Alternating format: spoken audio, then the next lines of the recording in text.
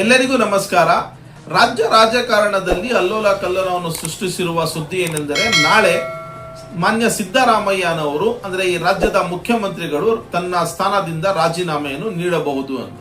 ಈ ಸುದ್ದಿಯನ್ನು ಕೇಳಿದ ನಂತರ ಈ ರಾಜ್ಯದ ಜನರ ಮನಸ್ಸಿನಲ್ಲಿ ಬರುವ ಏಕೈಕ ಪ್ರಶ್ನೆ ಏನೆಂದರೆ, ಈ ರಾಜ್ಯದಲ್ಲಿ ಅಧಿಕಾರದಲ್ಲಿರುವ ಕಾಂಗ್ರೆಸ್ ಪಕ್ಷಕ್ಕೆ ಸಿದ್ದರಾಮಯ್ಯನವರ ನಾಯಕತ್ವ ಈಗ ಬೇಡವಾಯಿತಾ, ಅಂದ್ರೆ ಅವರ ನಾಯಕತ್ವ ಇವರಿಗೆ ಬೇಡವಾ ಅಂತ. ರೀಸನ್ ಏನೆಂದರೆ ನೋಡಿ, ರಾಜ್ಯದ ಜನರು ಮ್ಯಾಂಡೇಟ್ ಕೊಟ್ಟಿರೋದು ಮಾನ್ಯ ಸಿದ್ದರಾಮಯ್ಯನವರಿಗೆ. ಮ್ಯಾಂಡೇಟ್ ಕೊಟ್ಟಿರೋದು 5 ವರ್ಷಗಳ ಕಾಲಕ್ಕೆ ತನ್ನ ಮ್ಯಾಂಡೇಟ್ ಅನ್ನು ನೀಡಿದ್ದಾರೆ. 3 ವರ್ಷಗಳ ಕಾಲ ಅವರು ತನ್ನ ಅಧಿಕಾರವನ್ನು ನಡೆಸಿ ಒಳ್ಳೆಯ ಒಂದು ಆಡಳಿತವನ್ನು ನೀಡಿದ್ದಾರೆ. ಹಾಗೂ ಮಾನ್ಯ ಸಿದ್ದರಾಮಯ್ಯನವರು ಅವರದೇ ಆದಂತಹ ಒಂದು ಬ್ರ್ಯಾಂಡ್ ಅನ್ನು ಹೊಂದಿದ್ದಾರೆ.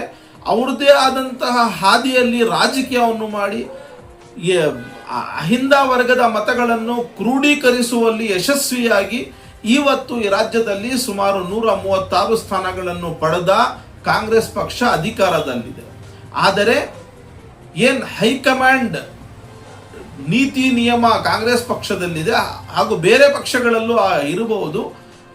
ಇದನ್ನು ಇವರಿಗೆ ದೆಹಲಿಗೆ ಕರೆದುಕೊಂಡು ಅಲ್ಲಿ ನಡೆದಿರುವ ವಾತಾವರಣಗಳು ಹಾಗೂ ಸಿದ್ದರಾಮಯ್ಯನವರ ಮೇಲೆ ಹಾಕಿರುವ ಪ್ರೆಷರ್ ಏನಿದೆ, ಇವತ್ತು ರಾಜ್ಯದ ಜನರ ಮನಸ್ಸುಗಳಿಗೆ ತುಂಬಾ ನೋವನ್ನುಂಟು ಮಾಡಿದೆ.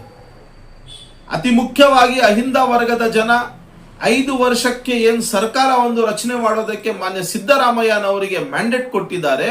ಅವರಿಗೆ ಕಾಂಗ್ರೆಸ್ ಪಕ್ಷ ಮಾಡುತ್ತಿರುವ ಅನ್ಯಾಯ ಮತ್ತು ಅವರ ಜೊತೆ ಮಾಡುತ್ತಿರುವ ದ್ರೋಹ ಅಂತ ಹೇಳಬಹುದು.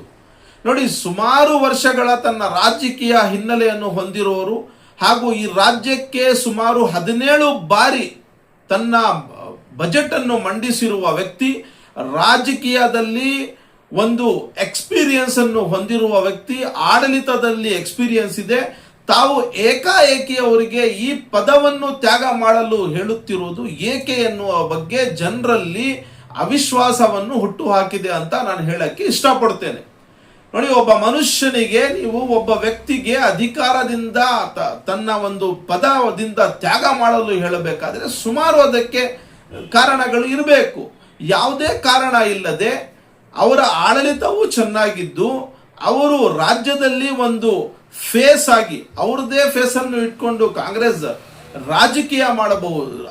ಕಾಂಗ್ರೆಸ್ ತನ್ನ ಒಂದು ಮತಗಳನ್ನು ಪಡೆದು ಇವತ್ತು ಅವರ ಜೊತೆಯಲ್ಲಿ ಮಾತ್ರ ಅಲ್ಲ, ಬಟ್ ಇಡೀ ರಾಜ್ಯದ ಜನರ ಜೊತೆಯಲ್ಲಿ ಮಾಡುತ್ತಿರುವ ಅನ್ಯಾಯ ಅಂತ ಹೇಳಬಹುದು.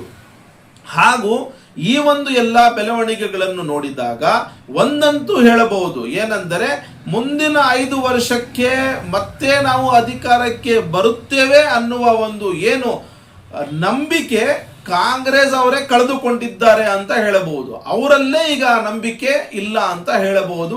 ಹಾಗಾಗಿ ಬರೀ ಅಧಿಕಾರದ ದಾಹ, ಅಧಿಕಾರವನ್ನು ಹಂಚಿಕೊಡೋಣ, ಅಧಿಕಾರ ಹಂಚಿಕೊಡುವ ಒಂದು ವಸ್ತು ಅಲ್ಲ.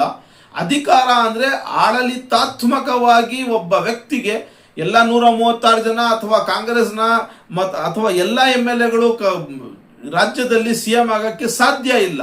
ಒಬ್ಬ CM ಎಲ್ಲರ ಮೇಲೆ ಒಂದು ಹಿಡಿತವನ್ನು ಹಿಡಿದುಕೊಂಡು ಕಾಂಗ್ರೆಸ್ ಲೆಜಿಸ್ಲೇಟಿವ್ ಪಾರ್ಟಿಯಲ್ಲಿ ಅವರು ಲೀಡರ್ ಆಗಿ ಬಂದು ರಾಜ್ಯದ ಜನರಿಗೆ CM ಆಗಿ 3 ವರ್ಷಗಳ ಕಾಲ ತಮ್ಮ ಸಮಯವನ್ನು ಕೊಟ್ಟು ಈಗ ಏಕಾಏಕಿ ಯಾವುದೇ ಒಂದು ಕಾರಣ ಇಲ್ಲದೆ ಅವರಿಗೆ ಪದವನ್ನು ತ್ಯಾಗ ಮಾಡಲು ಕಾಂಗ್ರೆಸ್ ಪಕ್ಷ ಹೇಳುತ್ತಿರುವುದರಿಂದ ಎಲ್ಲರಿಗೂ ನೋವಾಗಿದೆ.